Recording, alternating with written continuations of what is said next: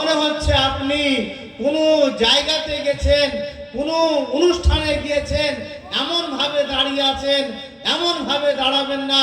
বলার উদ্দেশ্য হলো এটাই, আপনি যখন নামাজে দাঁড়াবেন তো মনে করবেন এটাই যে আমি আল্লাহকে দেখতেছি। আর যদি আল্লাহকে দেখতে না পান তাহলে এটা মনে ভাববেন যে আল্লাহ তাবারক ওয়া তাআলা আমাকে দেখতেছে।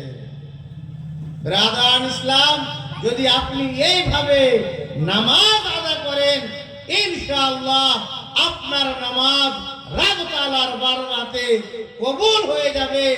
আর যদি আপনার জীবনের এক ওয়াক্ত নামাজ রব তাআলার নিকটে কবুল হয়ে যায় ইনশাআল্লাহ আপনি সেদিন জান্নাতি হয়ে যাবেন।